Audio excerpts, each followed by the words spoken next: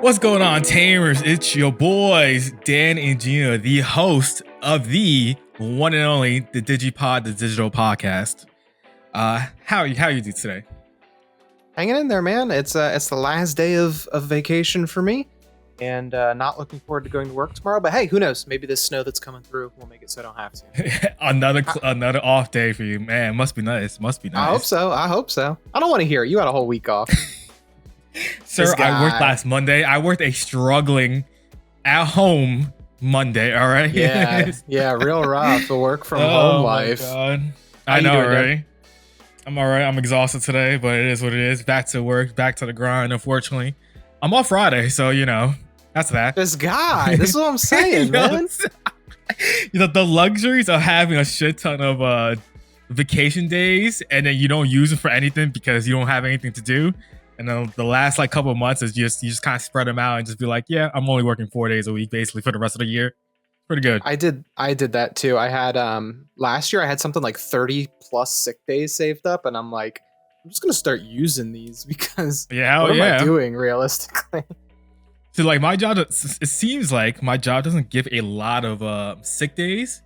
I don't know why. I was surprised in comparison to my last job. My last job gave it was 100 hours of sick days. That's something ridiculous. Plus your vacation, plus personal. Well, my job gives vacation days, personal days, and then your own 3 to 4 holiday days, whichever one you want to pick. I guess for people who are American, for their own holidays, probably Jewish holidays and everything else, whatever goes on in the different countries and whatnot. Because my company is a worldwide company I work for, so it's not just the Americas they got care about. They got care about the United Nations, basically. My job basically, I mean, most jobs work this way, but if you don't use your personal days, they become sick days at the end of the year. And since I just never used my personal days for the first 2-3 years, that's just an additional couple weeks, basically. Oh, yours just rolled over? I wish mine's rolled over. So it's not a rollover because they're not personal days. The personal days change into sick days, which is less good. But it's still days off, really. To anything for sure. Yeah, when you think of straight up, it's just another day off. So. I saw something. It was so funny. I saw a video talking about it was a joke about people using your vacation time. The guy was like, what do I do when I use my sick days? I'm supposed to be sick, right? And then the guy that was talking to him was like, you don't use your sick days when you're sick. You go to work when you're sick. You use your sick days when you feel good and you just want a day off and you don't care. I was like, yo, maybe this man's spitting facts or something, low key. He was like, you're already miserable. You're already miserable at work. Might as well go to work. Go to work miserable. Just power through. Yeah, we call those. What do we call those? Personal health days. Yeah. Mental health days. Yep. Mental wellness days. Exactly. It's very important. I've had trainings on mental wellness. I got to stay up on that, Yeah, for sure. Well, anyways, we're not here to talk about our jobs. We're here to talk about Digimon, and we're here to talk about locals. This pod, we're gonna have both of us talking about locals. They're very small locals, but locals nonetheless. You gonna go ahead, Gino? Sure. Yeah, I'll start us off. So as Dan said, we had a very small locals, a rousing 4-person 2-round locals. I was home by 9 o'clock. The most competitive 4-man locals. No, stop. Not really. But hey, I was home by 9 o'clock, which was good. It was great. Got to chill out, watch an episode of TV, just chill for a while. But so I decided to play Bagra Army. I have been loving Bagra since we got the new stuff in EX10, and I wanted to try one of the Japan topping lists. East shared it on one of his videos, so I basically just took it card for card, and then I swapped one card out because I really like Tactimon. Play attack. So I made a swap and I put Tactimon in.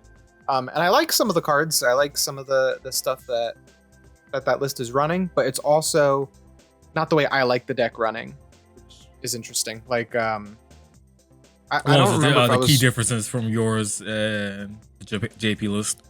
So they're running basically straight Bagra everything, while like the old Chikurimon, because the idea is the deck is very heavy turnstile. So what you do is you go into Lilith.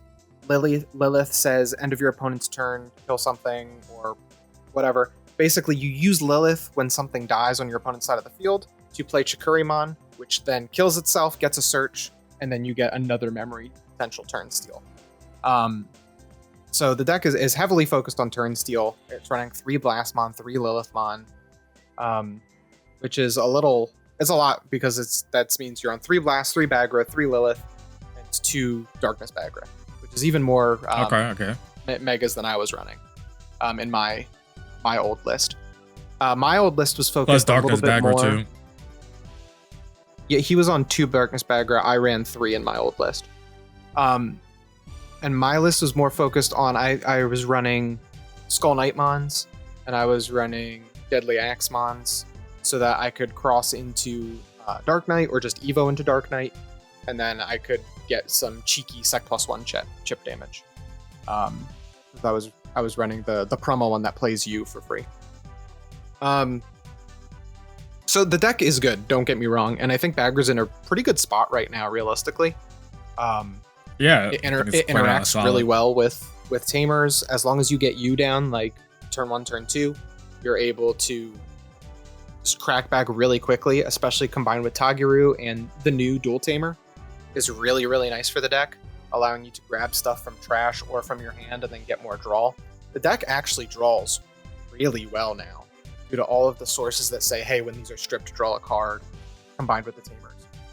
And the new Choo Choo is really nice too, because it just gets you another draw. But I ended up going 1-1. Lost to Dan in the finals. And the reason I lost to Dan in the finals is I didn't see you. If I saw you at any point during that second match, I was good. My hand was all set up. It's just a matter of seeing you. And that's kind of the unfortunate truth of Bagger Army, is that it kind of lives and dies by seeing Mono Tamer, the free drop from 10? Yeah, I believe 11 it was maybe? BT10. One of those. Whatever the first cross-hard set was. So I think it was BT10. I think so. But yeah, it lives and dies on seeing that you. If you don't see that you, then it's rough. Even it's rough the dual tamer can't even replace what you does for the deck. Trust me, I know I played it back then too, so I understand the struggles of that one. we have more draw now, and we have more search, and we have more ways to get to you faster. But at the end of the day, it is a card game. There is variance, and you just might not see your 4 of. It just happens, fortunately. So round 1, I played against Royal Base, played against the Bees. This was pretty fine because my deck is good and Bees is not. Bees is okay. It's better than it's ever been. But it's not Bagra standard, not Bagra levels.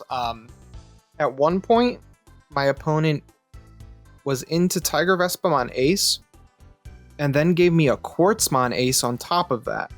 And the thing is, when he Tiger Vespamon aced, he bounced Darkness Bagger back to hand. So guess what card I played to get 9 overflow? Darkness Baggermon.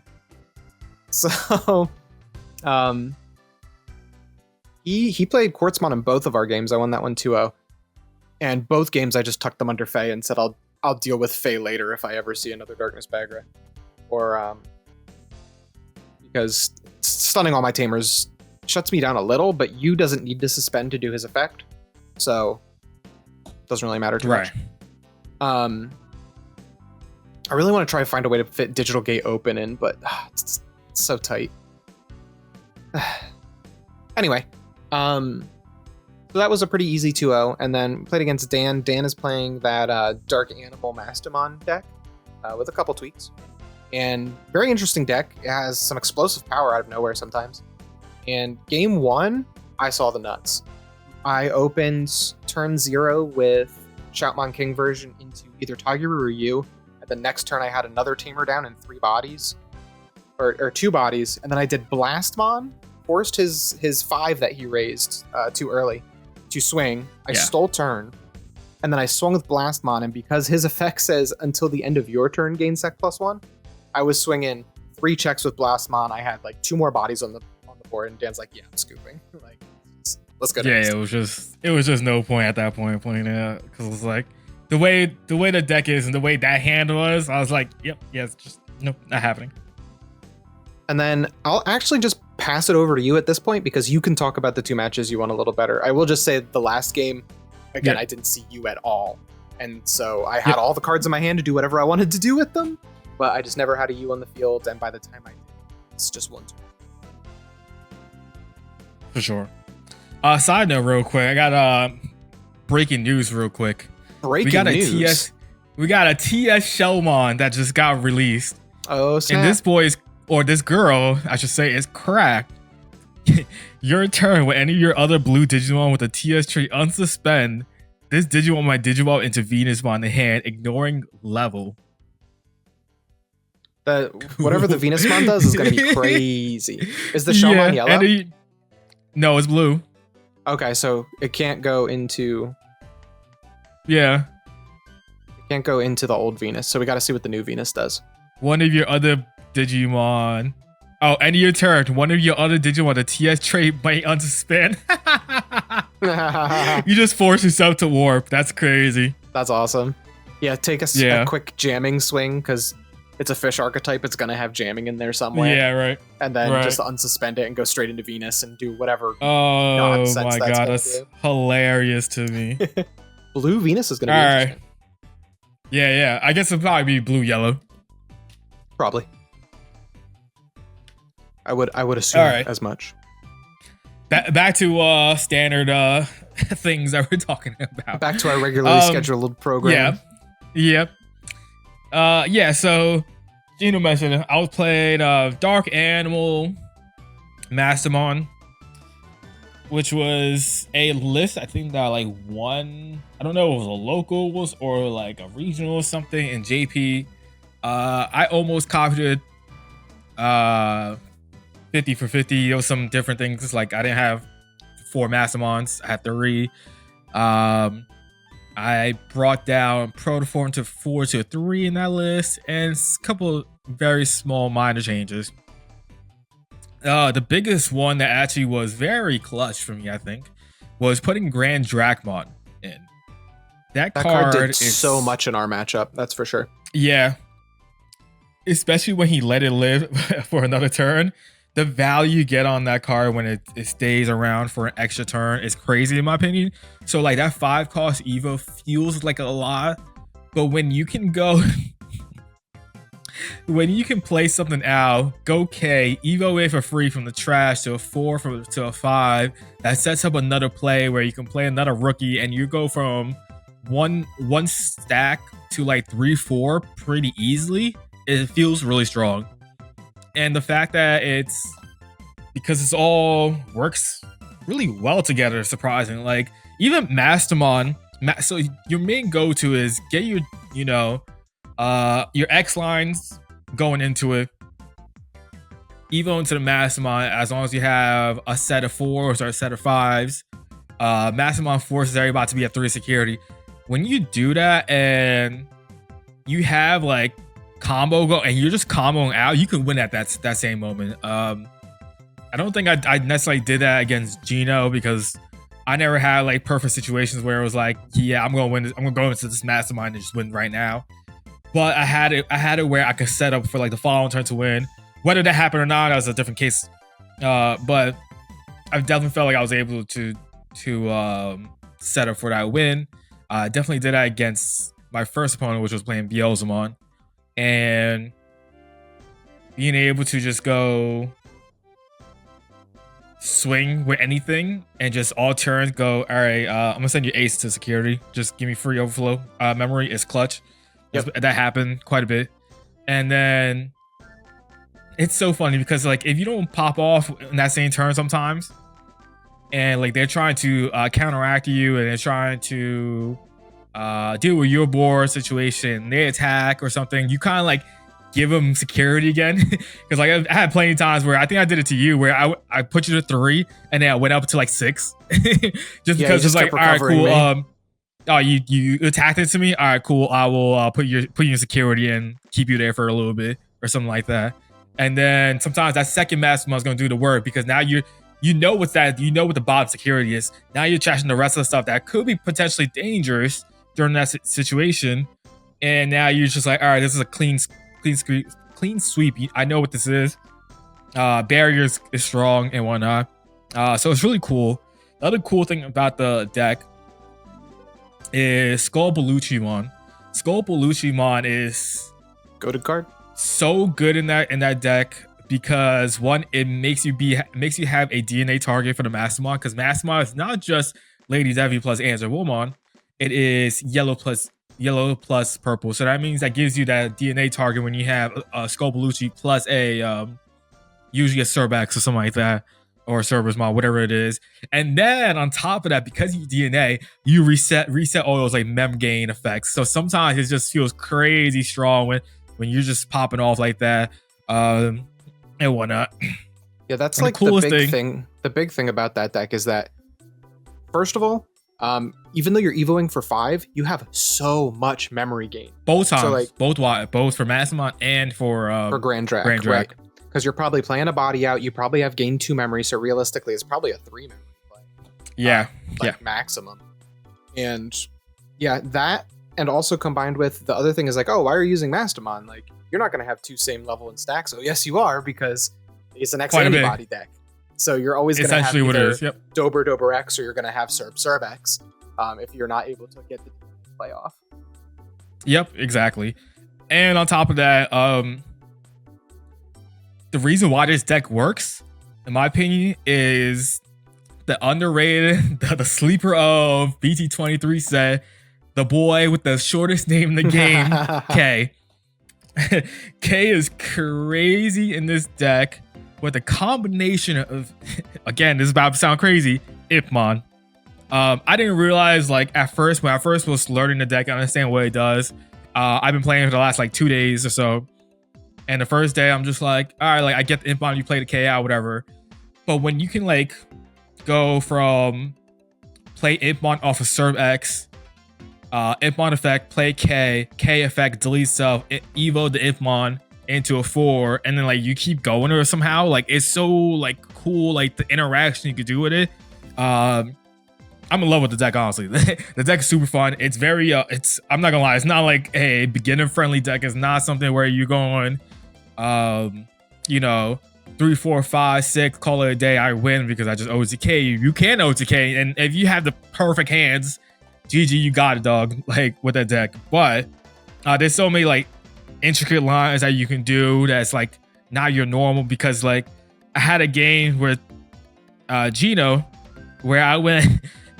I couldn't find a level 6, so my one turn turned into looping Impmon and K's and gaining memory and an evo and up the chain that results into me having, I think it was like triple Serve X's on board with, like, I think Grand Drac might have been there at that point and something else, and I think it was Skull Bellucci with an Impmon in the back, or a Labramon or something like that. It was like 5 or 6 Digimon on board because I couldn't find a 6. I was like, F it, I'm gonna keep drawing and see where I go with this. Hopefully I get there some point, because just the way the combo works is so cool. What K can do for that deck.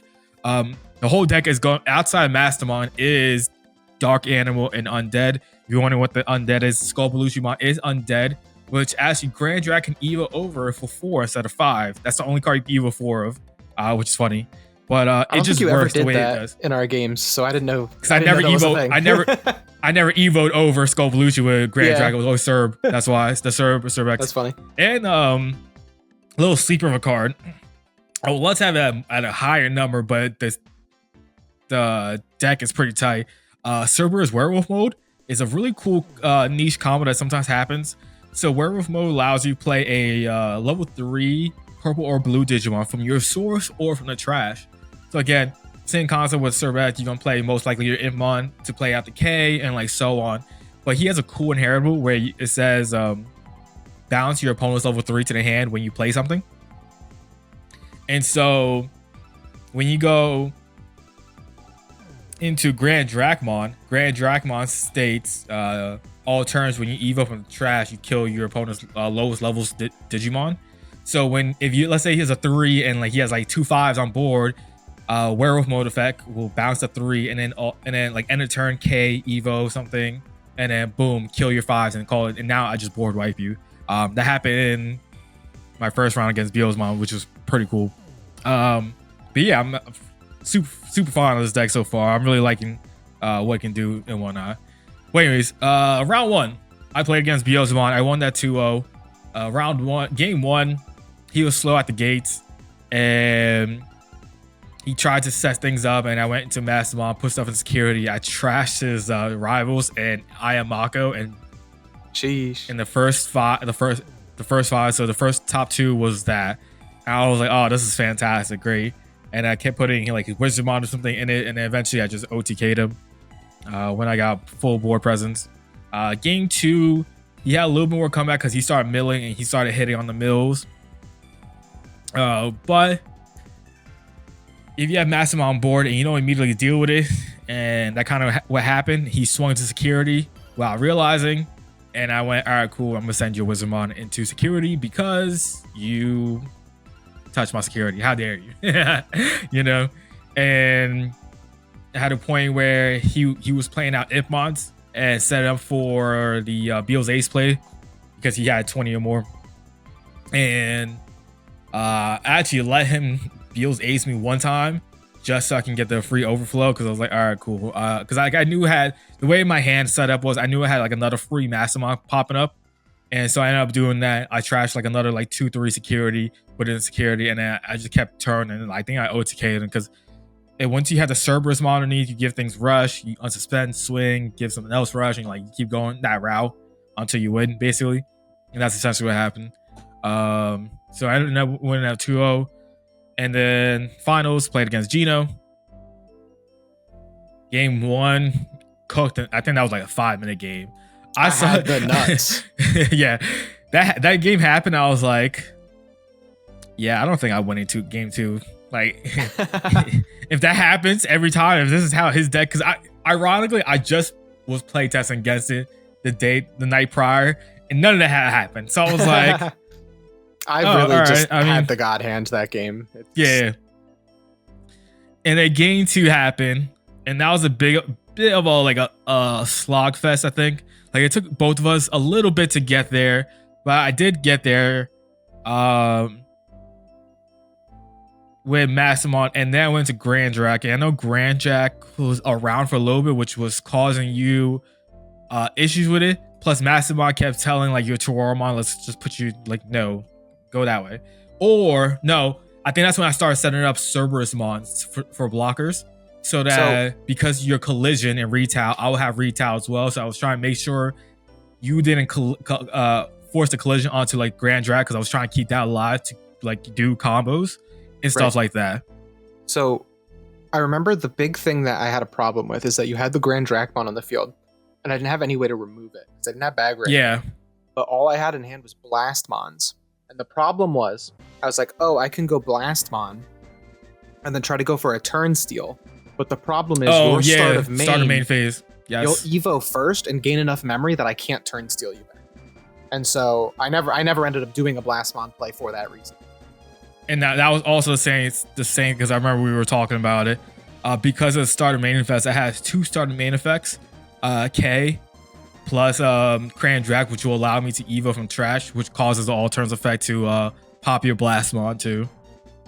Right, which I mean, I could fragment, but at that point, he's gaining enough memory back that he's keeping turn anyway, and it's like, is Blastmon really the play? And I decided the answer was no.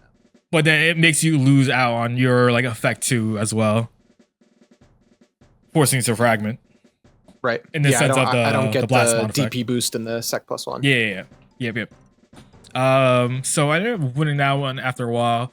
Then game 3 happened.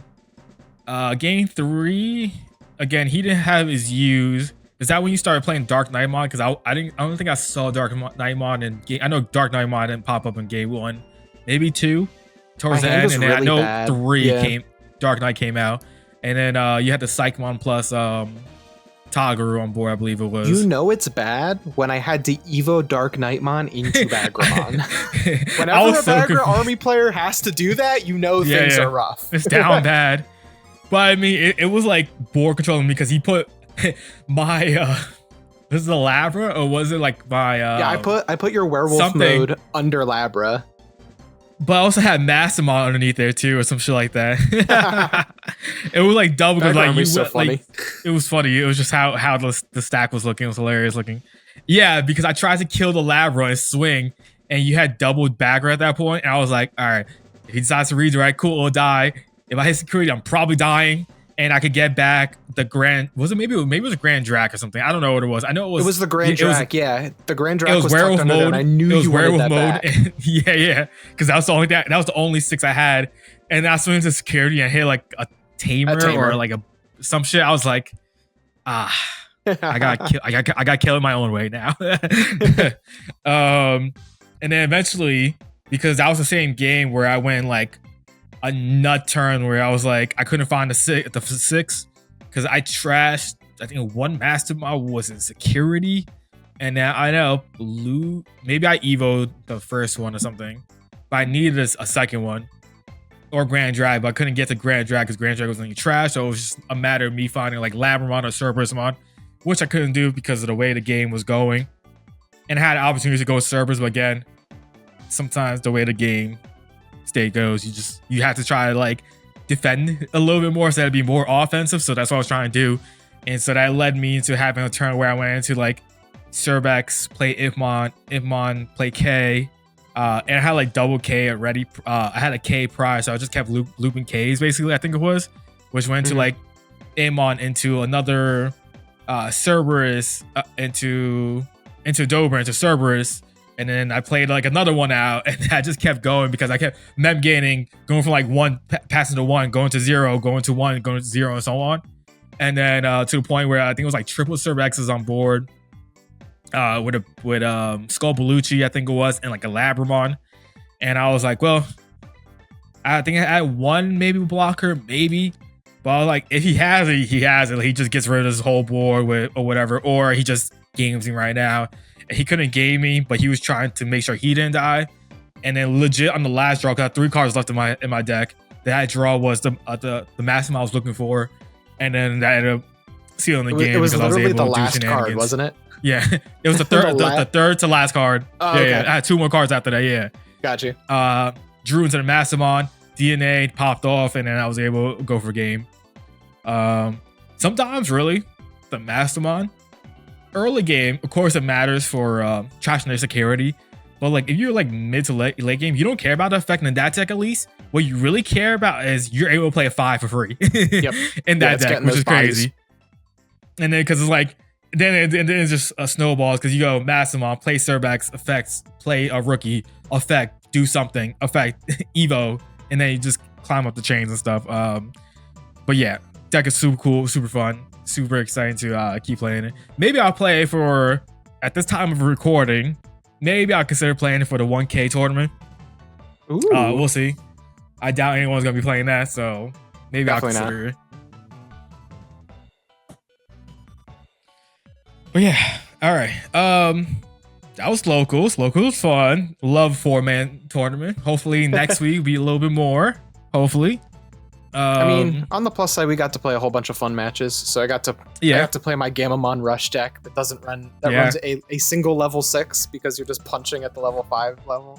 With the Regulus. The Regulus or Superior mode. That was fun. Yeah, we did have some fun games. Ghost versus it was a Liberators matchup. Ghost versus Fish. It was so funny, dude. Game 1, I could not find a level 4. I'm sitting there, I'm like pissed off because this is right after the match that Dan had where I couldn't find it. So I'm already frustrated. Okay, I'm sitting here, can't draw a Bakemon. Just can't. I have everything else in my hand, no Bakemon, ever. So I'm just sitting there like, dude, fuck this deck. It doesn't do anything. I don't want to play this deck. This sucks. Like, I'm getting ready to scoop, right? And then Dan hits a Bakemon out of my security. And I'm like, now I can warp. And I end up coming back, clearing his whole board, and he's forced to scoop because he has just no crackback. It was so funny because like I thought I had a game because I was like, I'll surely draw into the Ariamon. Never drew the Ariamon. I had everything basically. What I should have done, I don't know if I drew it because I remember seeing it afterwards. I don't remember if I drew it before or after I did the Giga Digimon swing and I tucked the jamming. I should have tucked again, I don't remember when I saw it. The promo Digimon, and then that would gave the body that played out rush, and that would have been my way to be able to gain because I put you down to 4, put you down to 1 or 0 security. I had 1 security left, I think. Yeah. So that would have been able to give me the rush on that, and then go where the game was. I just remember being like, oh, because I had another Mega Seedra in my hand as well, I think it was. So I could have go like swung, hope it lived, and then Evo Mega Seedra go for game or something like that. I just remember being like, I think I could have had game. But again, I don't remember the time frame of when I drew that Seedramon versus me giving the jamming. Because I still live and die by the Rush Seedramon because I think it's just so clutch in so many different situations to be able to play that and just for free and just have a free rush body. Yeah. Anyways, today's pod, no Liberated talk. This week's all about Beat Break. So on the comeback episode pod, mentioned that we were going to talk about Liberated and Beat Break. We're going to have segments for each time depending on when it comes out. So this week we're going to be talking about Beat Break. Since there's no Liberated this week to talk about, we'll talk about Liberated again. Probably the following week, maybe. Depending on future guests or whatever. We'll see. I'm sure they love talking about Digimon, so they don't care. But yeah, Beat Break. We haven't on pod officially talked Beat Break, so I'm pretty sure the last episode you saw prior to the hiatus was not the episode that Varney and I talked about Beat Break. I'm pretty sure. Or if we did, we're gonna rehash some of it and talk about it. We're on episode 9. We just finished this weekend. Was episode 9, right, Gino? Yep, episode 9. And for me, at least, I've been loving Beat Break. It feels different. It feels, I won't say like adult themed because like I feels like all Digimon has some adult themes to it, but it feels very, not kiddish, I guess you could say.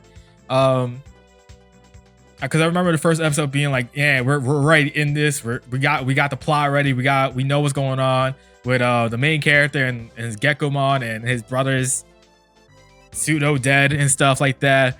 And I think it was a great start. Here's my issue with it right now.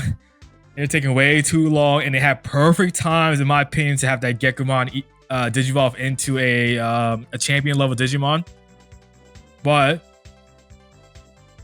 I'm still enjoying the story though. I think it's still been really good. We'll talk more about the latest episode in a bit, but everything up to it has been pretty cool. A lot of world building, I guess you could say, right? Yeah. And we're getting to know a lot of other characters. We're getting to know like more about what cleaners really are and what's going on in the society of this Digimon society versus how different it is, I would say, versus like previous Digimon seasons. I think it's been pretty cool. Yeah, definitely. I'm loving Beat Break so far. But yeah, the elephant in the room, it's moving kind of slow. We had some episodes that feel borderline filler. Okay, it's obvious that we're developing characters, we're developing the world and the universe. And that's fine. I'm fine with it. However, the regular viewer is probably not. I read an article actually, I think it was last week or the week before, that at least in the West, people are dropping Beat Break. They're not watching it anymore because it's too slow. Because we're not getting anything that's really pushing plot along. Like, episode 1 is great. It sets up, here's our fantastic characters. Start. Here's the main problem. He wants to get his brother back, right?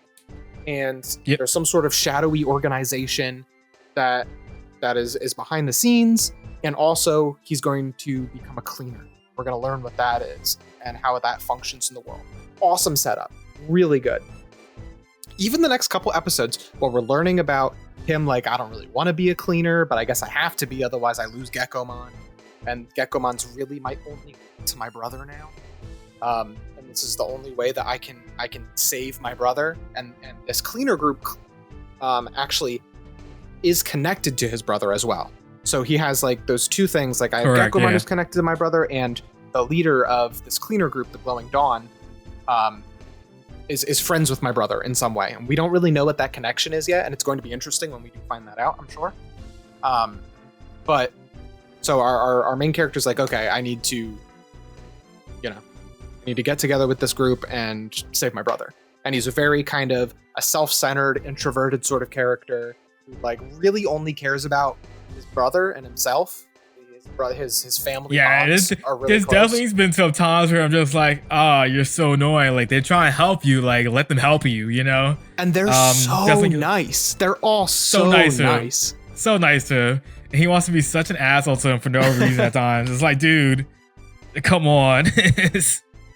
So yeah, I think the high score of Digimon protagonist evolution is 9 episodes. I think Tamers was 9 episodes until Guillaumon turned into Growlmon. And now we're at episode 9.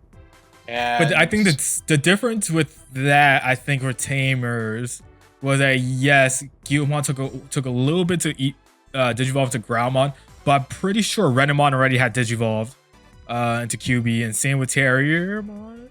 I know, yeah, there's that scene where like Terriermon goes nuts as Gargomon in the car park. It's a cool scene. Yeah. Super cool scene. I know, like, so it's weird because yes, we have at least 2 characters that are like that already have digivolutions, but because they're so like, I'm not gonna say they're like very side-ish, but it feels like because we never see them digivolve, so it doesn't give you that interaction of like the digivolution scene. So it feels like whatever, because even though because I don't remember the rookie name, but the champion's level is Wolvermon. That's the girl with the red hair ish, whatever it was, brownish hair. It's Prismemon or something like that. Something like that. Something like that. And then you have the guy, the leader of Glow and Dawn, his champion dog thing, cat thing, whatever it is. I straight up don't know what either one of those are called because he says the name in episode 8. It starts looking at M or something like that, and he evolves into like a badass looking Digimon. The dude with the sword, like Wolf Leomon-esque thing. I don't remember. I know we got the names. I just don't remember what they are. But like we don't ever see them digivolve, so it doesn't feel it doesn't give you that connection of like, oh, this is so cool to see them digivolve. So it's kind of weird on that part. So that's why we're like anticipating now Gekomon, because like, all right, we know he's gonna get the scene. He's gonna get the cool digivolution scene. We're gonna see him have his moment to shine, and it hasn't happened yet. And I feel like there was at least 2 spots it could have happened. For sure. And like, Digimon like kind of lives and dies by the digivolution scenes. Because, like, they're so iconic. Yes. Even like, remember an adventure when like, oh, this is the only scene in the whole show that has 3D graphics when they go into like the Megas or the War Greymon or Metal. Yeah, War Grey, Metal Guru. That's such an iconic moment. It's so cool. It's in 3D. You're like, holy shit! Like, they're actually like really sending this. And honestly, almost every single Digimon series has had a really cool digivolution sequence. Yeah, I love Ghost Games. Ghost Game sequence is one of my favorites. Evolutions. It's just really cool. Oh, come on. You just don't like Ghost Game. No, I'm kidding. You just don't like Ghost You're right. That's besides the point. And speaking of Ghost Game, this show is starting to feel like Ghost Game. Yeah. And that episodes are starting to feel almost like here's a sort of standalone episode that also kind of feels like a ghost story. Like the episode with Mimicmon, that feels like it's ripped straight from Ghost Game. Like the character goes missing, characters are going missing, and now we have to sort of sleuth out what's happening to them. And it feels very Ghost Game. And I love Ghost Game. I'm cool with it. But we need to push some progression along here. Yeah, for sure. Hopefully we get something in, I guess, episode 10. Even though I doubt it's going to be Gekumon's evolution. Episode 9 feels like a turning point, I guess you could say. Episode 9 might be the best episode so far since episode 1. And it's not even about Gekomon. Exactly. All jokes aside, Gekomon is a fantastic. I love Gekomon as the character. Oh, he's adorable. He's like a little Naruto gremlin. I love yeah, exactly. A Naruto gremlin is the perfect explanation. You know it, you know? Yep, he's got his little catchphrase. All he wants to do is eat and like hang out. And, yep. He's great. It's You like green- gotta love it's the green- Geckomon. It's the green Goku, you know? It's funny, when they first revealed Geckomon, I looked at him, I'm like, I do not like this design. I don't care for this. And then as soon as he was animated and started talking, I'm like, I'm in love with this guy. This is I'm ride or die with Geckomon. No, so like in the previous episode when with the Black Galgamon episode, Really we're great also episode. learning that fantastic episode. We're also learning, I think this is also a huge story point as well throughout the arc and thing. The Digimon like when they defeat the Digimon, they become eggs and they become baby Digimon, and they're just kind of like free roaming, it seems like. And what the main leader, what's his name again? Glow and Dawn. I forget his name Starts off with the a top K. of my head. I feel like it starts with a K. And I'm gonna pull this stuff up on the side screen. Go ahead, keep talking. yeah, go ahead. And we find out that he's been like having like a safe haven for these baby Digimon and giving them his own e-pulse. So if anyone doesn't know what e-pulse is, it's basically your own like energy, but Digimon need it to feed off of it, which is different than other Digimon series because it was always just their own food or whatever that they need. But the way Digimon are made here, they're made off of their what's called the Sapotamas, which are like these like egg-looking devices that are basically They're like basically your a life, smartphone. but like to the extreme where like it does every single thing for you. You basically can't live in this society without one. Right. And so they get to the point where I guess they absorb so much of your energy that it becomes like physical, and that's how Digimon are born. Essentially, I think that's my understanding of it. It's some sort of glitch too. Like it might be a thing where like it might be like kind of a digi-destined thing where there are just some people who birth Digimon from them. It's quite a bit of people that's just birthing them. For sure. So, and some of these people, you know, they make their Digimon do bad things, and that's what we've been seeing a lot. That these Digimon that are doing these bad things are not from like their own willingness. It's basically their owner saying like, "Hey, we're trying to rob a bank. Let's rob this bank," and that's essentially what's happening. And so they'll get defeated, and then they become eggs and babies, and they're just slowly dying. That's basically what the gist I got was that like, because they have nowhere to eat or get this energy, the e-pulse from, they're just kind of like withering away and dying, which is kind of depressing when you think about it. And so the main dude, that's a depressing episode. His name is Kyo, by the way. Kyo has been like saving him, and he's using his own e-pulse and using his own energy to like feed these Digimon. Mind you, it's not like 5 of them. It's like a good solid like 20, 30 of them are just living in this place.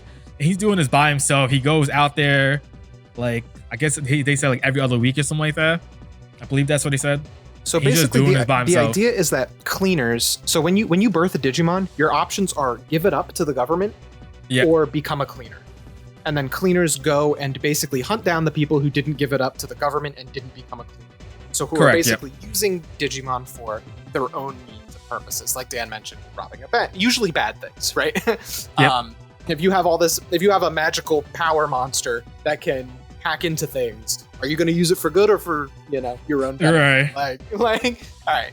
But so basically what these cleaners are supposed to do are capture these Digimon, usually meaning defeat them so that they go back to their baby state, and then turn them into the government system, and then the government will pay out their money. Now there's some sort of loophole that the Glowing Dawn, our main characters, have where they're not turning in the babies to this system, but they're still getting their credits. They have sort of like almost this underground system because they have the lady at the bar. I don't remember what her name is. And Yoshi, the old guy. Like they're sort of like this group of people who are somehow making this loophole with the cleaner society. But yeah, as a result, Kyo is keeping all of these baby Digimon. So basically, they were defeating these Digimon and then turning them into Kyo, and they assumed that Kyo was just, turning them in, doing whatever you do next. But Kyo is actually harboring them in this almost File Island like File City. Like nursery. And I think that's what episode 7 or 8 when they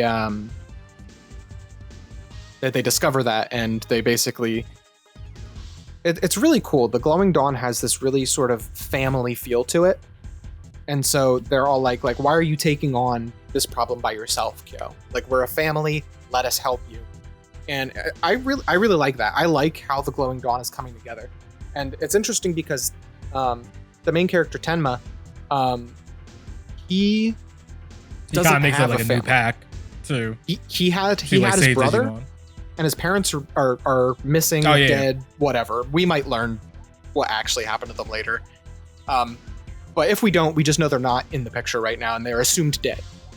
Because they are called orphans, I think, first or second episode. And so it's cool to see him basically get this sort of found family. It's a found family sort of story, and it's cool. It's honestly really good. I love all of the characters growing up for different reasons. Reina's really cool because she's got that sort of no nonsense, like tough girl attitude. Yeah. Kyo, who is like the calm leader, who is also incredibly tough when he needs to be. You've got Makoto, who I love. He's my favorite character. And has some secrets that we don't know about. Like, he feels very secret. Like, he knows things that he shouldn't know, or at least we shouldn't know. Like, that the others definitely don't know. Let's play like that, right? For sure. And he's the leader of the group. And so you imagine that to become a leader of a cleaner group, surely he has some sort of knowledge that the other characters don't, right? Like, yep. By default. With the ultimate level Digimon. Right. Champion. Right. I think Murasame is just a champion. Murasamemon is. Oh, okay. Oh no, he is an ultimate. You're right. Yeah, because I was about to say he's a giant dog for a rookie. That sword is so cool. But yeah, so there's something that we don't know about this, and for the first couple episodes, it's kind of a little rough because he kind of Deus Ex Machinas them. It's like, oh, things are going really bad, and then boom, Murasamemon comes out of nowhere from the top rope to save the day. Which feels a little unearned sometimes, but they're really just trying to build the story of, hey, this is this family and he cares about them. He's going to go out of his way to help them. For sure.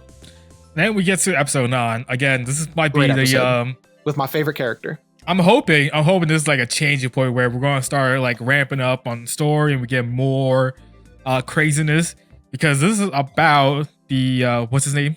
Mentioned before.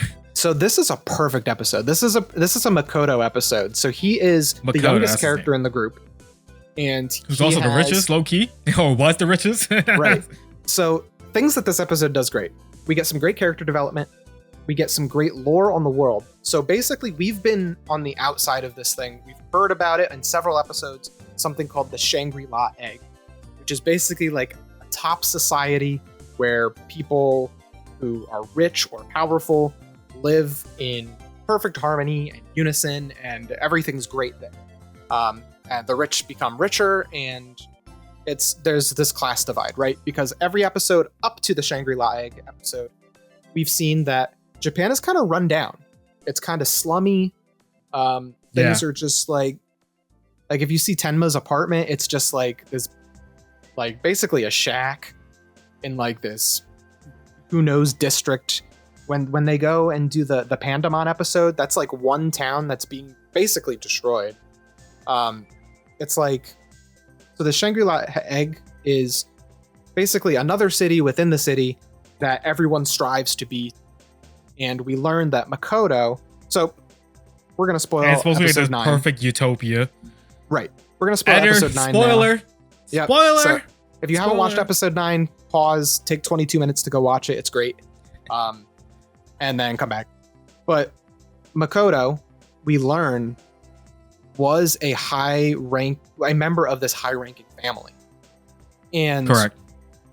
The whole reason he gets kicked out of the Shangri-La Egg is because once you birth a Digimon, you are no longer considered to be part of this utopian society. And so, but I also think if you decide to keep it as well, it's because he decides to keep it. Yeah. Right? Like he's in a high enough family that I feel like if he decided not to keep Chirotmon, who is a perfect angel and I love him, if he decided not to keep Chirotmon, I feel like he would have been able to stay in the Shangri-La Egg, but he's chose to keep Chirotmon and basically get kicked out. And there's this sort of really interesting dynamic between Makoto and Chirotmon, where Chirotmon feels responsible for Makoto's ejection from the Shangri-La Egg. Yeah. And so it's really cool. This episode is so good. We get a character from Makoto's past who has basically taken the opposite direction of Makoto, where Makoto sees Digimon as partners and friends, and like we've learned Digimon are for the past, 26 years at this 20 point? plus years. Right. While she just sees them as tools. And we've seen this in many different Digimon stories, all right? This is nothing new. We've seen characters that use Digimon as tools. But it's really good, man. This episode is really good. The characters are all really interesting. We learn about the world, about some characters, some important characters, like namely Makoto, Chirotmon. And man, it really is looking like we're going to see a Chirotmon evolution next episode. I really hope so. Yeah, and crazy thing is, I'm sure as hell didn't expect this. Her partner Digimon is a goddamn Shademon, and Shademon is known to be. What's interesting about this so far is that it seems like Digimon, no matter what they are, that we have the preconceived notion of knowing what they are. Like, we know Shademon. Every Digimon media is naturally a evil Digimon. In this, it seems like Digimon are not born evil. They're not probably born good either. They're just born and they're just trying, live and understand how to live now because the way it is in this series. And it feels like this Shademon is just doing her bidding. It's not actually like evil. So it's just like she says, what the thing about the Shademon has the ability to just take control over other Digimon, and her father got kicked out of the society, and he was trying to get back in. His way back in seems like cutting a deal with the government. We're also finding out about the government is not this like goody two-shoe government where you're just trying to get rid of Digimon all day. They got, secret plans because Kyo found someone that was doing was working for that Asian mob people or whatever like that in episode 7, I think it was. Right. And the government seems like quite shady, and the government made a deal with him saying, if you catch such and such Digimon, we'll cut you a deal to try to get you back in. Basically, that's basically what it was. It sounds like. Right. And so they were looking for a gold Numon at first, and it was multiple gold Numon, and so they find him, but she's like, I don't want this. This is weak. This is trash. I don't care about it.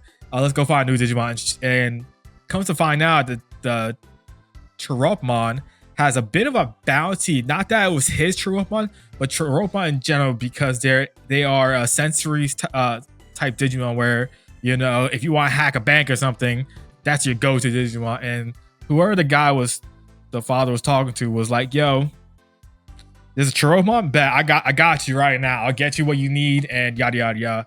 And so they go find, the group is trying to find Gold Numon. They kind of ambushed them. And at the very end, her Shademon gets the Chirotmon and has him under control, as we see, because Shademon has when something's under Shademon control, because their eyes turn all like red and swirly, and that's what happened to Chirotmon. And she gave him his E-Pulse, and I guess you're not supposed to give other Digimon your own E-Pulse, something like that. It seems like what that happens is they become theirs technically, or something like that. I don't know how that. We don't know much about that in detail, but that's what it seemed like. Setting up your E-Pulse kind of feels like connecting a Bluetooth device to your phone or something. So once you start charging with E-Pulse, it's connected to your phone. It's yours. It's connected to your Sapatama. And there's this really cool moment that they talk about in this episode where it's another. I know I talked about it in the last episode I was on. But Digimon is a lot like Persona again, where they're saying that the Digimon that you birth are manifestations of you. They're like another you. So there's this really cool scene where the main antagonist girl here in this episode is like, is Shademon really how I am? This manipulative, just bastard, basically. And it's cool, man.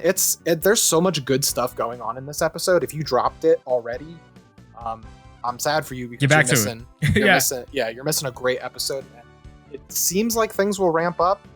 It really seems like from the next episode preview that we're gonna get a Chirotmon.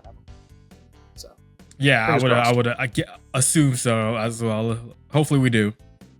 Mhm. But yeah, beat break so far for me, it's been pretty good. Oh, and quick thing, Beat Break, it looks beautiful. The intro and outro are awesome. They sound so good. Okay, this is a visual and audio feast. Okay, this is probably one of their best intros in like Digimon Adventure 01. This is the best Digimon has ever looked, and that's just natural because as the years go on, technology gets better. We put more effort into animation. Blah blah blah. Well, I meant the song, but yeah. But the intro, the actual animation, it's pretty cool. It's pretty cool. Yeah, everything looks phenomenal, and I cannot wait to see a Digivolution sequence. Yeah, we haven't seen one yet. Yeah, they just show up. Which is crazy to see. But yeah, that's our segment for Beat Break. Next week should be Liberated Talk and whatever going on with that chapter. Ooh, maybe not. When do we get Liberated? Every Thursday? Yeah, so every Thursday we either get a novel or a so I can check real do we quick. get one this week? We don't get one this week. Do we get one this week? Double check. Sorry, audience. We're just kind of just randomly rambling right now. We wanna read more Liberator. We wanna watch more Beat Break. Yeah. We just want more Digimon. Dang. Exactly. We finished Time Stranger. Now what? You know? Oh no, because Liberated last week was the comic, so that means 2 weeks from now it's the comic. So next episode probably won't be Liberator. Yeah, you're right. It might be another Beat Break episode depending on how it falls, maybe, or again, spoiler alert, depending on special guests and where we go with that. But anyways, on to the main topic of today. Today we're going by pretty fast, I feel like. Today is going to be what our thoughts on the BT23 meta is and the early thoughts of it, how it's going, where we're going to be heading into BT24, I guess you could say, and if it's good, bad, indifferent, whatever it is. I'll start off real quick. I think this has been a solid meta, in my opinion. Yes, Hudie is a bit of a factor of a menace. The biggest probably talking point of BT23. It feels like, for good reason, I would say. It's not like it's not warranted, but it's not this evil, tier 0 APOC situation. Again, APOC wasn't tier 0, but that was the closest thing we probably had. Damn to tier near, 0. though. Yeah, very close. Some other moments in the Digimon meta could be argued as close as well, but it's not tier 0. It's definitely not tier 0. It might be tier 0 in your locals because you're only playing 2-3 rounds or 4 rounds or something like that, and all you see is the Hudie player. But in a regional setting, we've been to a couple ourselves. We've been in OG Cups in the BT23 meta. We've been following along with the trend of all the store regionals, finding out what they are. It's not that crazy when it comes to the western side of Digimon. Now, when it comes to the east side, that's a different discussion because we're not there. That's a whole east, he can talk about how bad it is going on over there or whatever. But for us, it just feels like another tier 1 deck in today's game.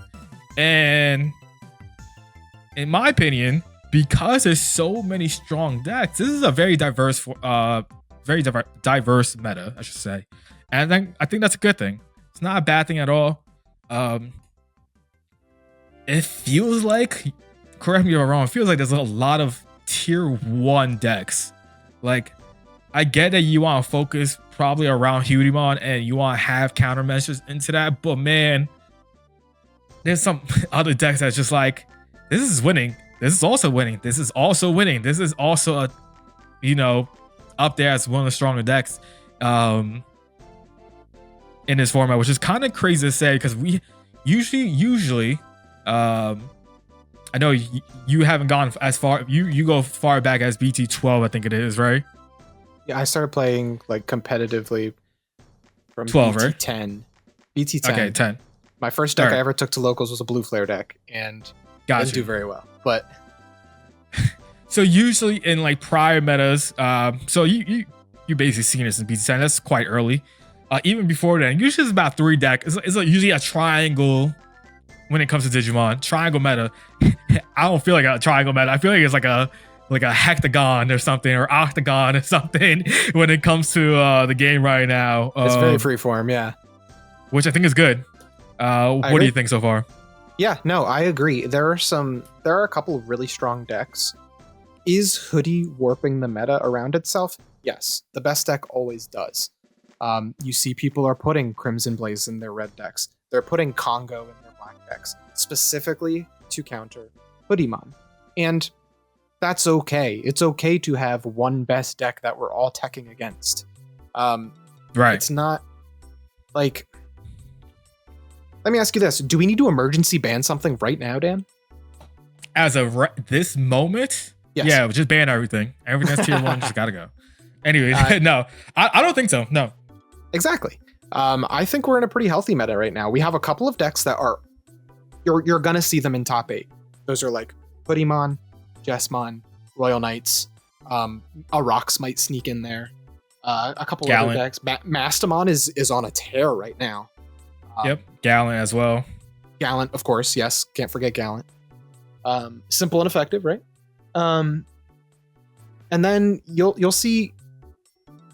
It does feel like so between those decks we just stated and everything lower, it does feel like there's a bit of a gap. Like, we're not seeing that many Machine Dramons. We're not seeing that many, like, those decks I feel like are just getting pushed a little bit out. But I think a good pilot can still bring them through. And I think that's a fun meta. I think it's pretty wide open. I think we have a lot of different decks you could play. But it's basically, if you're going to sit down for a major event, you do need to ask yourself, can this deck beat? If it can't, then you're not aiming to win. Simple as that. It's a valid statement. I think Machine Dramon is a bad example because I don't think it's that far off of it. And I'm just saying we haven't seen that many tops since. I'm pretty sure. I think the issue is just always Machine Dramon always is not as... Yes, it's a fan favorite Digimon, but people don't believe in it because of the style of the deck versus, other decks. I think it goes a little bit farther down. Like, all right, so let's talk about... This ain't a tier list video, but let's talk about what we consider tier 1 or whatever, right? Sure. So Hudie for sure, right? Definitely. That's 1. Gallant 2. We got Rox, that's 3. Royal Knights, that's 4. What else? Purple Hybrid, probably 5, I would say. Because it seems like Purple Hybrid is coming back because of the speed of Hudie, and that's just a deck that's just who can outspeed what. Kind of an evergreen deck at this point. Yep. That's probably your top 5-ish decks, I feel like, right? And all tier 1 because they're all performing really well, I think, and regional settings and whatnot. Mastamon's up there, right? That's probably 6. Again, not orders. It's not orders. It's just the things that are popping up in my brain right now. Right. That's 6, right? So say those are like your top tier 1 decks, right? Below that, right? Machine Dramon. Machine Dramon could be any of those. Not any given moment. Imperial, both of them. Yeah, can both still of the win Imperials at are very any solid. given moment, right? Malamaiosmon is right after that, can beat any single one of those, no problem.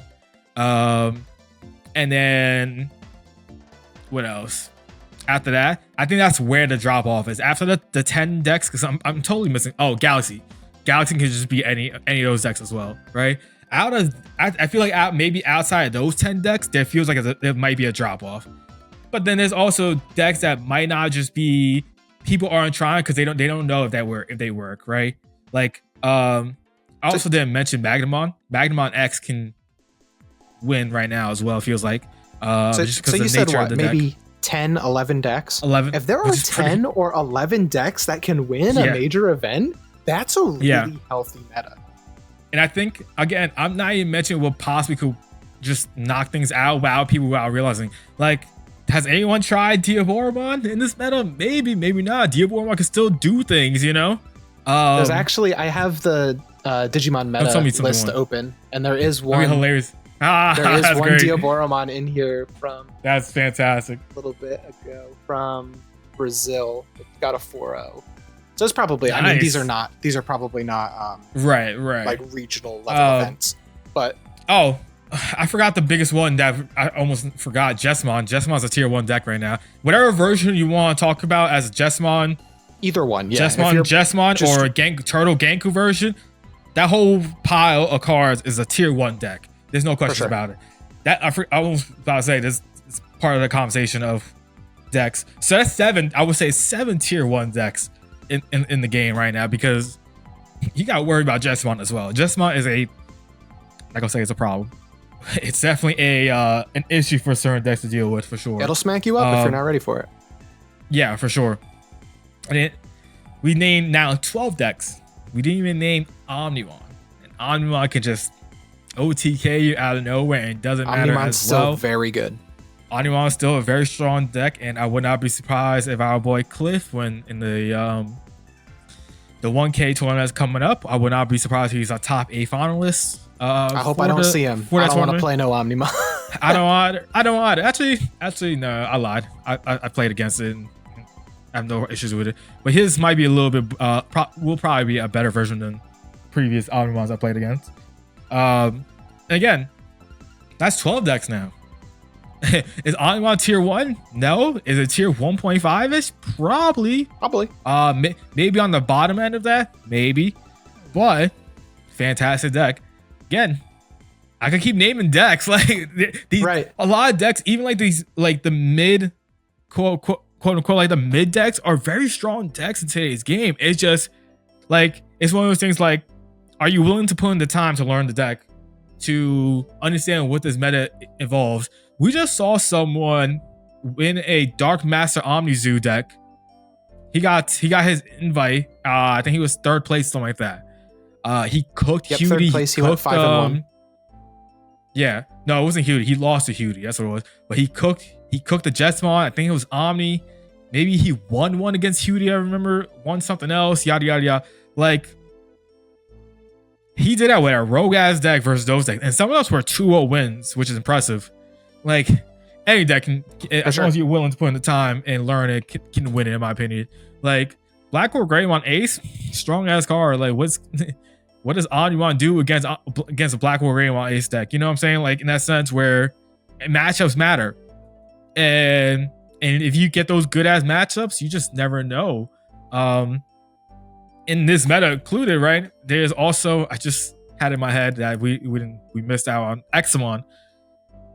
If someone god rolls with it and like they see the nuts and go crazy with it, like, what does decks do against Examon sometimes? Like, if you're not a deck that just naturally has instant outs like Mallow or something like that, what do you do against that sometimes? You just don't. You just go. This meta feels like, here's 2 to 4 big ass checks. Now answer my huge either guy or several guys, and if you don't, I'm killing you next turn. Good luck. Yeah, for sure. And that's not including, like, we talked about that, right? And Bagger Army is up there as a strong deck, and probably people wouldn't probably talk about that as a 10 maybe 15 deck range, but man, top 20. And I'm pretty sure we had some tops with it, or at least they had good rankings. I don't think anybody's won with it, but there's definitely been some tops. Yeah, there's definitely been tops. Stuff like that. And it's just like, that's what I like about the meta right now. We're getting these cards that, yes, some of them are just very overtuned, and Hudie is a prime example of this deck accidentally became way too overtuned. But some of these decks that get these like extra support cards that kind of needed it or whatever to like advance, makes it work. Like, maybe I'm coping. I could be coping. But that Madoki Betamon, not Madoki, but the Betamon X that's going to come out when it comes to probably BT24 range, I think that makes Siegemon decks. Mind you, we're also probably going to get a Skull Siegemon that might matter for Giga Siegemon. That Betamon, if I had that Beta X in protection this whole time, no offense to anyone, I think I'm cooking people. I think I'm straight up cooking the last couple sets of whenever it came out. What was Giga Siege came out? 20, 21, something like that. Like, I think I would have been Something doing like that. crazy damage, like with Betamon X early on with that. You know what I'm saying? Like, just because like I've been practicing that deck for so long that I'm like really, I know the ins and outs of it. And the biggest issue always was that deck. Cool, I did 3-4 damage. Response? Cool, you just blew it up. Great. Overflow because I got Mel Cedro Ace in the stack. And then that usually causes you to, you know, get cooked afterwards. Like, you know, you become seafood, you become sushi for them. But yeah. So I can see that popping up as well. So I think this meta has been pretty good so far. Yeah, definitely. I mean, what else can be said? We have a wide spread of really good decks. Like, go ahead. Oh, sorry. Go ahead. Continue. I was just gonna say what we've said already. Basically, we have a wide spread of really good decks. The decks that are like just below them, I think, can still steal wins. Like you were saying, Diaboromon. I think a great pilot on Biozamon can steal a win. Like, oh yeah, shout out to Breeder, right? The Beelzy Baron. The Beels Baron. Yeah. That man won a Store Regional 5-0, I think it was, with Biozamon. You need to be a good pilot for that because not anyone could do that in today's age. Back then, when he had 4 EX2 Impons, that's a different story. But now, that's hard. That's a hard thing to do. And they got crazy good support. None of those cards are bad. The new cards they got. No, definitely not. They're all crazy. Start a main mill cards? Come on. Yeah, fantastic. Part of the reason why I want to talk about that current state of the meta, we had a conversation in one of our group chats talking about Jessamon. Do we think? I guess here's my question for you, Gino. Do we think that Jessamon has become this broken deck where there's nothing anyone could do about it? Turn 2, kill. Like, what are we thinking about this Jessamon deck right now? So, I'm biased, first of all, because I did win the store regionals with Jessamon. As you guys know, I've loved Jessamon. Go check out the deck profile. Go check out the deck profile and the previous episode where I talk about it. Okay, let's get those view counts up, huh? Although I will say that Jessamon deck profile, those views are looking pretty good. All right, but anyway, so I am a little biased. The problem is, I think people really, really hate Genku X because I don't see anyone complaining about the Omni X variant, which is arguably just as toxic, probably just as fast. Like, instead of, the only thing is that they're not giving you a turn to respond. Okay. Yeah. And it's frustrating to look at a board of 4 immune blockers and be like, well, I don't run option cards in my deck, so I guess I'm losing next turn. You know what I mean? Like, yeah. That's on you though. Build around it. Jessamon is easily beatable. I'll tell you right now, I played a Crimson Blaze. Crimson Blaze is a great card. Everybody should be on it. If you have a red card in your deck, you better be running a Crimson Blaze or 2. It's great against Hudie. It's great against, you can play it against Royal Knights. It's good against Jessamon. There's a lot of decks, right? But I played against an Omnimon player the other night on a knockout battle, and I lost because Omnimon just pushes so much damage. And if I don't find Genku X, I lose. And if I do find Genku X, that next turn, if he's set up Miraculouses or set up an Ace turn, Omni Ace hooks Jessamon so hard. Bottom deck both of your 6s and then kill something else. Like, it's rough, man. It's a rough matchup if you don't find the nuts. Now if you do find the nuts, then you just do 3 unaffected checks every turn. But are you finding 3 Genkumons and 3 Genku X's to do that? No. Okay, a lot of people are saying, oh, it's so unfair. Jessamon's going turn 2 and getting an immune board, and then I lose next turn. Brother, tell me who those Jessamon players are. Tell me who those Jessamon players are, because I need to talk to them, because hey, y'all cheating or y'all cheating? We talked about this today in one of our group chats. You need 7 pieces to do the full, here's my 4 bodies and I'm immune and I did 3 checks. Okay? You need a minimum of 7 pieces. That means you're opening 5 cards in your hand, you need to have played Master to Disciple or some other searcher that finds those other 2 cards or puts the ones that are allowed to be in trash because you can just play them in trash. Like, it's not an easy ask, okay? Does it feel sometimes insurmountable when they hit you with the Genku turn? Yeah, it can. But I think people just need to also learn how to play around Jessamon. Talked about my regionals run, but I'm just gonna circle back to one of the games I had. The only reason I won is because my opponent put a 10k or higher Digimon on the field. And so I was able to warp into Jessamon and do whatever I wanted. If he left that body as a level 5, I wasn't doing anything that turn. I didn't have the 4 or the 5. The only reason I did anything is because I had Genku, I had Genku X, I had Cisblanc, and I had Jessamon. And he gave me the ability to warp. Okay, if you're playing against Jessamon and don't think they have the pieces, don't put your boss monster on board against them. I think people just need to learn how to play against it. Like, what's interesting to me is that people don't like Genku Turtle. Okay, before this new Jessamon support came out, before BT23, people were already talking about, I don't like Genku Turtle, Genku X is a bad design card, this is annoying, blah, blah, blah. But hey, now I'll take Jessamon over Genku Turtle. No, yeah, for sure.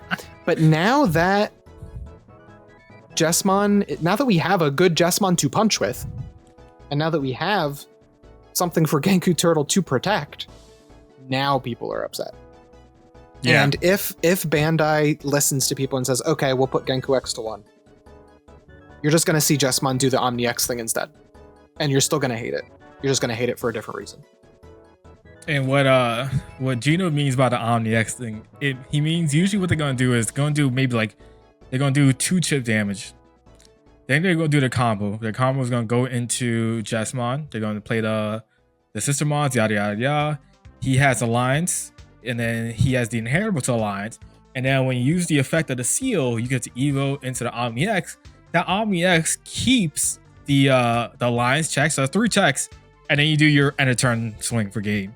And guess what? And that's uninteractable too, because if they're using the new Jessamon X, which they probably are in their climb, he gains, when attacking, you gain immunity.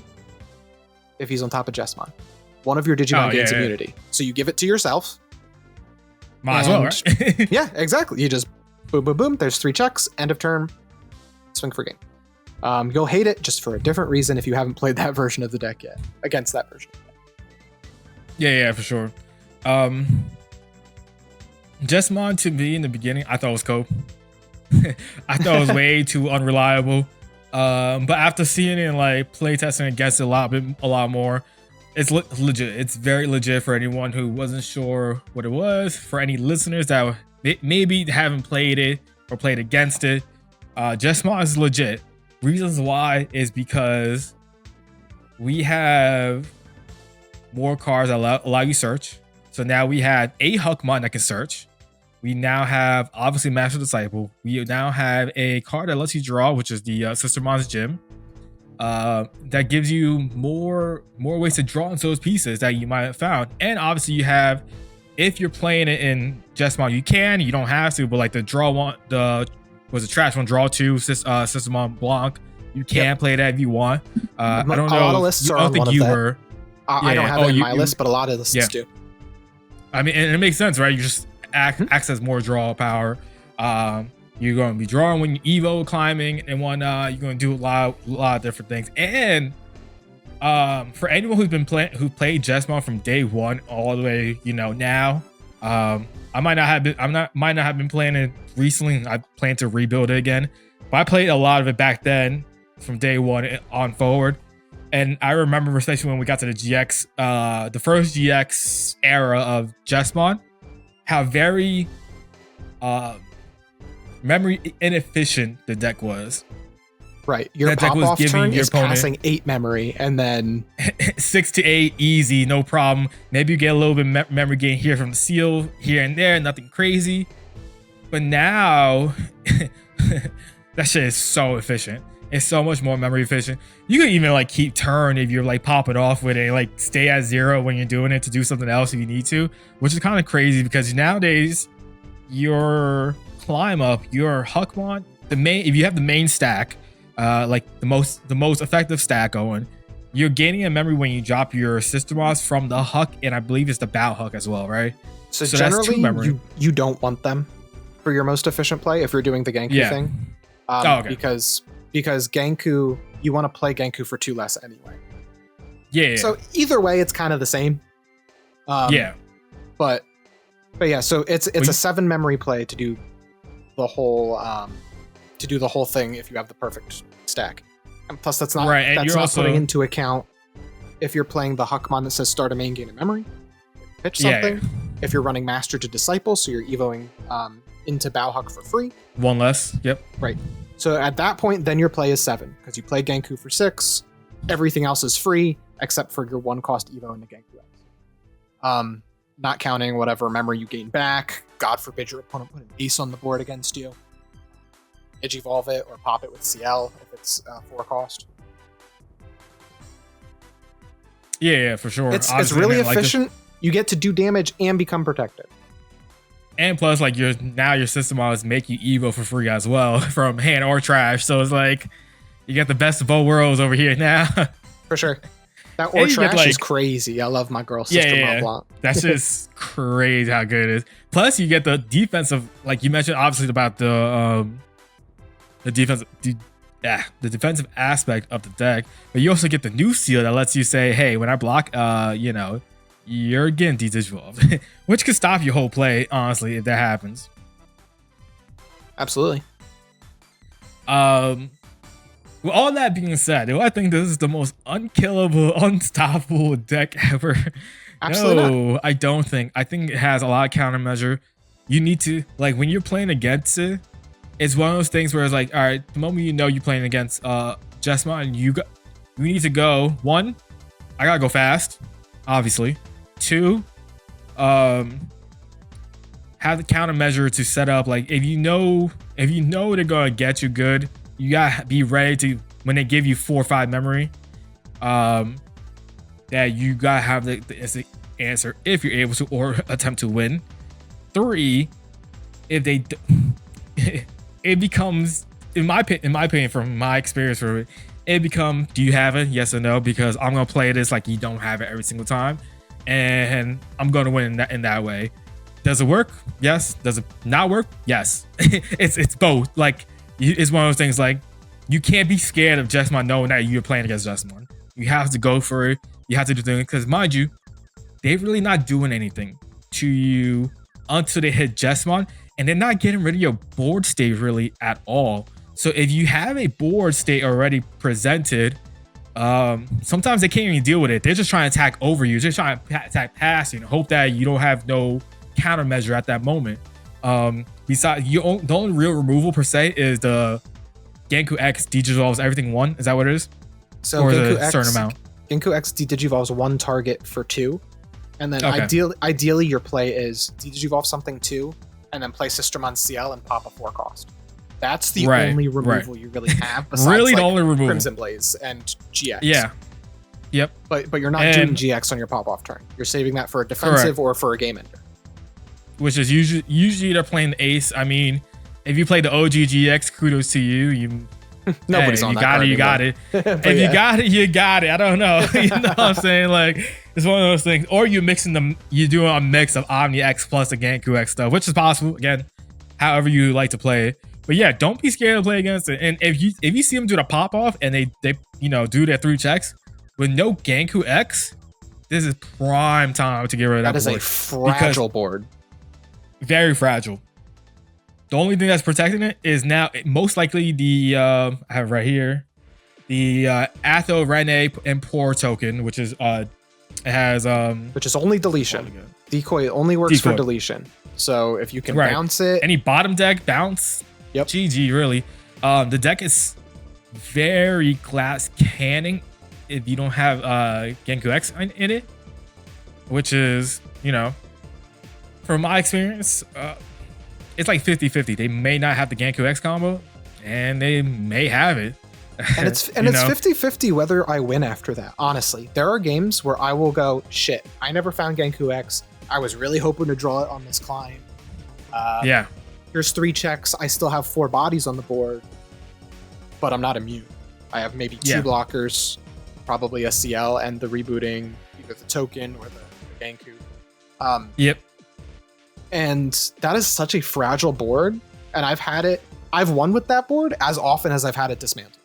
Like, yeah, it's a coin flip, really.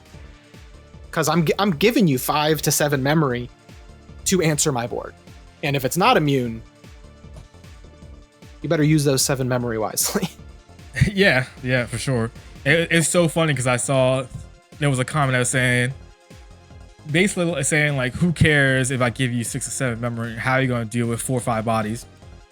They're not immune, dog. Like, I can deal with it. As someone who's been doing a lot of playtesting as Mallow, as a Mallow player in this situation, I've won both sides where I've won when they had nothing on board. I mean, no protection. And I also won when they had protection.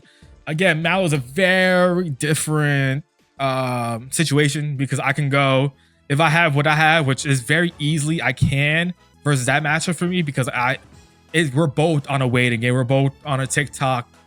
All right, who's going to get to their stuff first? And if you decide to do your shenanigans, you decide to give me resources for my security, which could be potentially my tamers.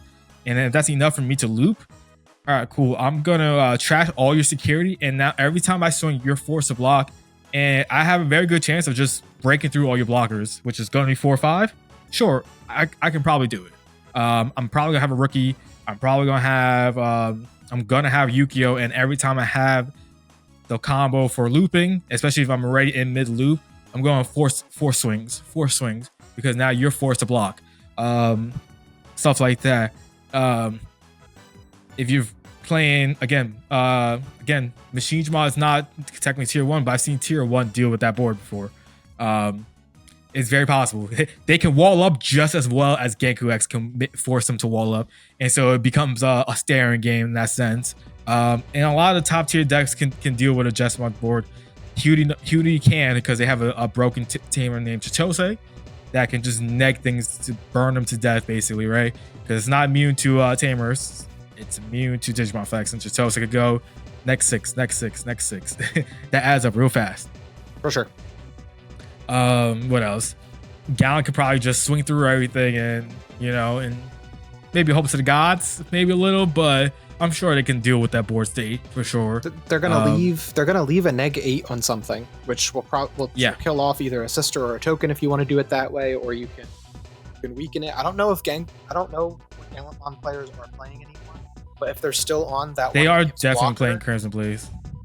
They're still on that Gallant that says, hey, if I don't pop anything, I gain blocker. There you go. Like, you're a 20k Gallantmon. Like, I'm probably not getting over that, realistically. Like, I have to struggle to get over 20k. Or go, I'm going to Alliance, but, how far is that going to win me the game? I don't know. For sure, yeah. And also, sometimes it's just who can go fast, and especially in today's meta. My only issue in today's meta sometimes is just like, man, he saw the nuts faster than I could, and sometimes you just can't do anything about it. And that's frustrating sometimes. A brick versus a playable hand. Honestly, in today's game, that playable hand wins because they can just get to it eventually while you're just sitting there twiddling your thumbs because you can't really do much. What's frustrating is when you have the playable hand, but your opponent has the nuts, and you're like, oh yeah, I wouldn't ever mulligan this hand because it's playable, but I needed to open better somehow because my opponent just had everything. Yeah, it's just very frustrating. Yeah. We've all been there. But yeah, speaking of like, learning how to play against Jesmon, I think people need to do the same. I think we vaguely talked about it in the last pod that you and I were on, because last pod should be me and Mike. Playing against Hudie, right? Like, you gotta understand, you can't just give them free willing 4, 5, 6 memory just cause. Like, you have to make sure you're within the threshold of 4, basically. Giving them 2, giving 1. Don't do things just to do things. Make sure your plays mean something so that when you're ready to pop off, you can potentially win that turn. Versus, which, you know, for me kind of sucks because I gotta play this way. Like if I'm playing Mallow, sometimes I'm forced to give 4. But that's a different, again, Mallow's a very different deck than your standard tier 1 style deck. But if you're playing rocks or something, like, right, like if you're at 1, don't give him 4 or something if possible. Right. Play your defense training. Evo in the back for 2s. Come on. Yeah. Don't. Honestly though, right? If you're versing that and you don't have a good play, pass turn. That might be your best play. Just pass turn. Sometimes you just gotta understand if you are bricked up and you don't have a good hand and you see that Palmon chill in the back, maybe just pass turn. And if they have no other way of gaining memory besides that Palmon, that means they gotta waste another turn to do something and set up for it. Difference between a good player and a great player is knowing when to pass the turn, honestly. Yeah. Difference between a good player and a great player is also managing resources as well, especially in today's game. It feels like, I don't know about you, but I've noticed sometimes if I see like my opponent is not like, it's a little bit slow and I could pop off, I won't waste a training because I can go maybe Evo to a champion or ultimate and put them at 1 or 2. And then the following turn, I could use that training for like a mega play and then pop off because now I have more resources as well. I don't know if you've been doing that yourself, but it's something I've noticed. I've been doing a lot more than I used to because I would burn them instantly if I could. Yeah, definitely. There's some situations, especially like I said, I'm playing a lot of Jessamon right now. That's probably the deck I'm going to take. Play in. It's like, okay, do I hope that I find the one piece I'm missing for my pop-off turn now? Or can I afford to wait? Can I wait 1 turn? Can I wait 2 turns, maybe? Like, it's that kind of waiting, knowing how to manage your resources. You know, I said it in my deck profile. There are times where, because all of my stuff is so memory efficient, my Master Disciples just sit on the board, and then I can use them next turn. Like, yeah. It's just know when to manage your resources, know when to do your stuff, man. It's good. That's that's unfortunately that's the theme. Just get good. Get good, scrub. Learn your matchups. Learn your matchups. If you're awful against Jessamon, if you don't know what to do against Jessamon, find your friend who has the cards and says, "Hey, can you throw Jessamon together and can we just run some matches?" Even if they don't know the deck that well, they'll start to figure it out. And you'll be able to see like, okay, this is when I can push this. This is when, oh, if I set up an ace here after their pop-off turn, if they don't have GX to get rid of me, I can mess them up.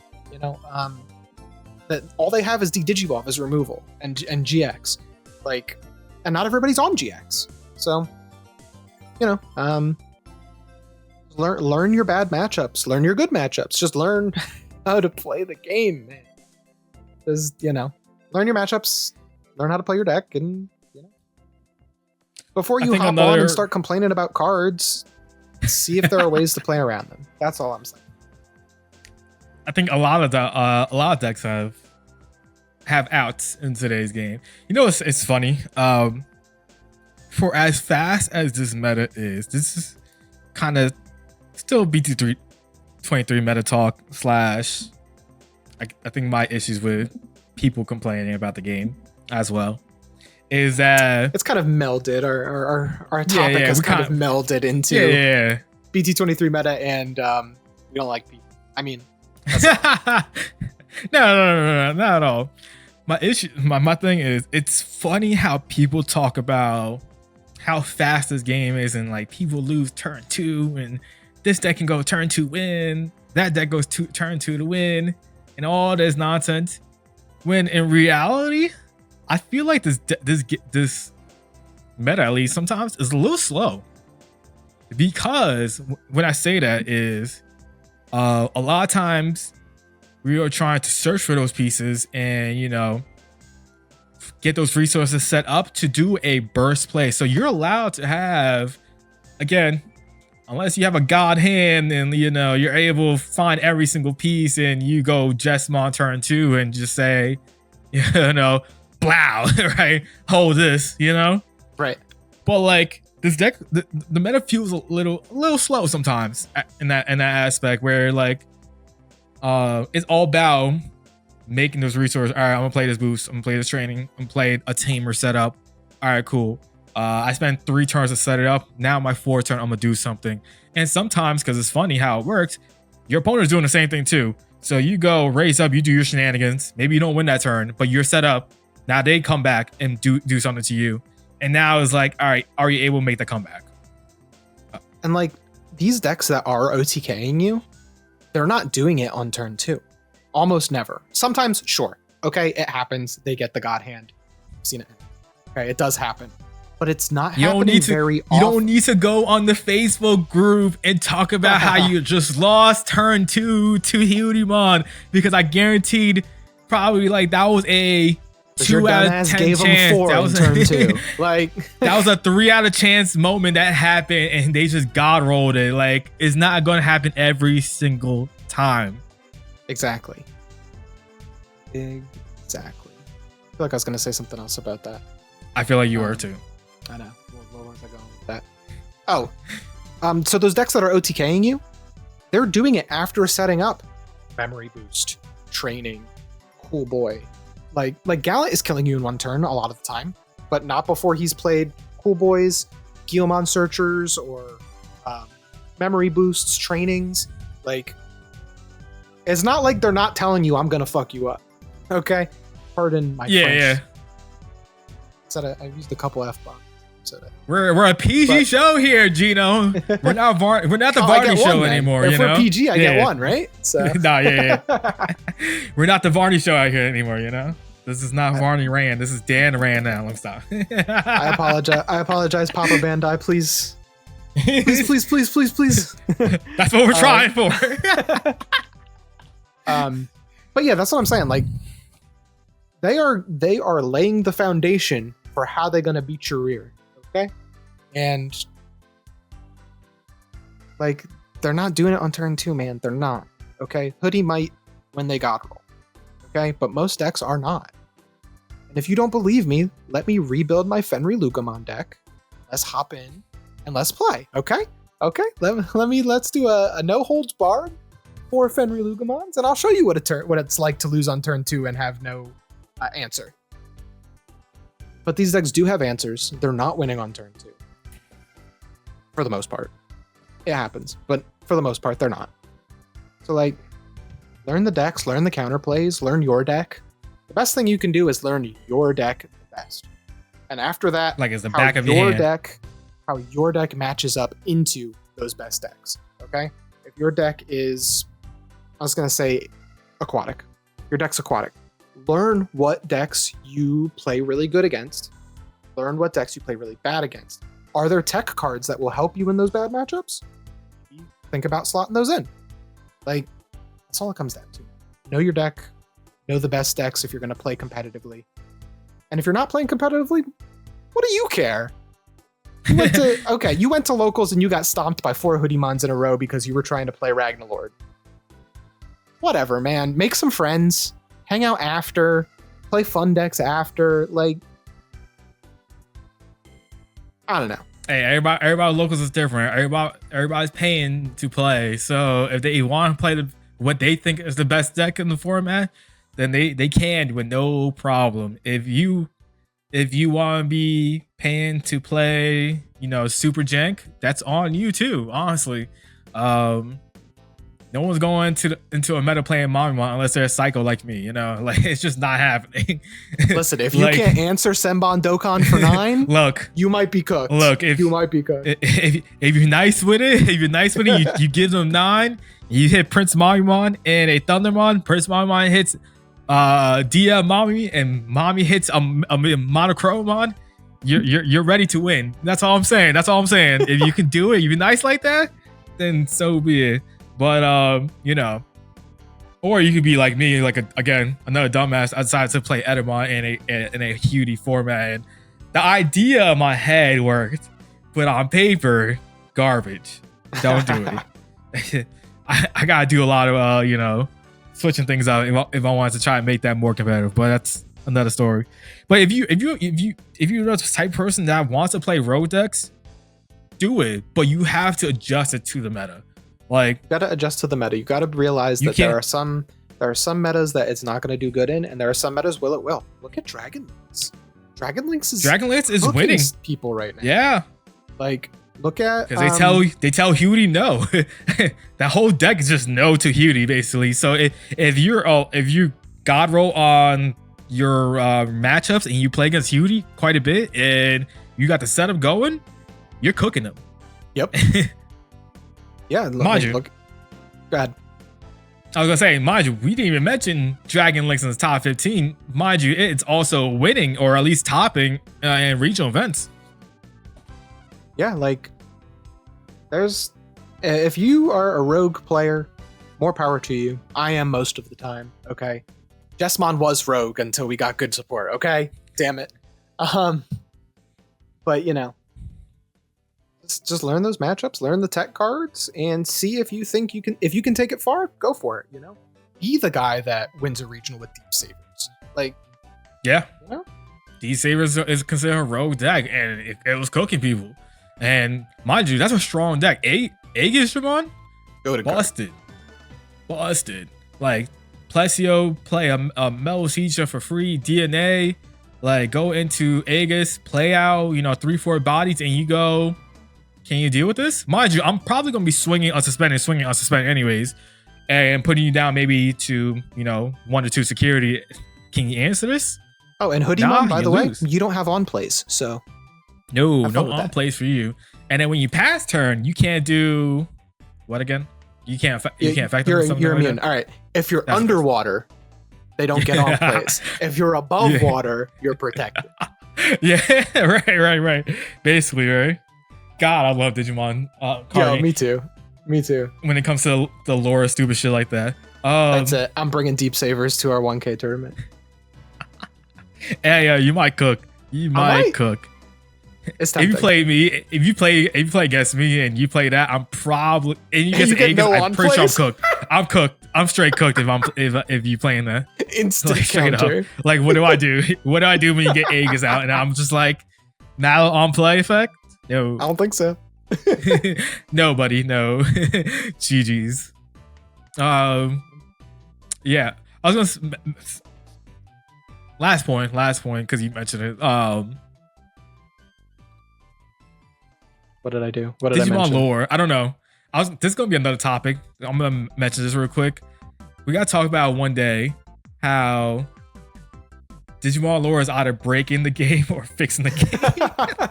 Yo, I think because they follow the lore so much that this shit is just like some of these cards are too overly broken because of that. It was the underwater overwater thing. That's what got you on. Got me. That got me. Because it's facts. It's just straight up facts. Like, Oh my god. We're at about that time of the pod. We're about to wrap things up. That being said, any last parting words for the audience, Gino? Talk to us in the comments. We read every single comment. Me, Dan, I'm pretty sure Varney still reads them all. Yeah, he still reads them. So come talk to us. Let us know what you think about this meta. Tell us, do you think this is a healthy meta? What cards do you think are really frustrating? And what decks do you play and what techs have you found that are working for you? That's what I want to know. I love to talk in the comments. We all use the one account, but we tag who we are when we chat. Yeah. We usually put. So come talk to us. Let us know. Words. That's my parting words. Like, comment, and subscribe, baby. That's my call to action. Yeah. We gotta make sure we say that every time, right? It matters. Look, we're coming back from the hiatus, guys. So you hitting that like button matters for the algorithm of YouTube. Like, we gotta play the meta of YouTube. Just like Digimon, we gotta play the YouTube That's my meta. Tech card. My call to action is my tech card. So please, like, when you listen to this shit, comment and hit the like button as well. Like, cause we gotta get it back. We gotta bring it back to the forefront for y'all. So when these pods drop and everything else that we do Digimon related. And of course, shout out to Mainface TCG. Yeah, I guess. Listen, me and Dan, we're not going anywhere. We're Digi-destined for life. Okay? Yeah. We don't play the part. We are the part. That's what I'm talking about. With that being said, we'll catch you on the next one. Moment tie, everyone. Have a good one. Peace out.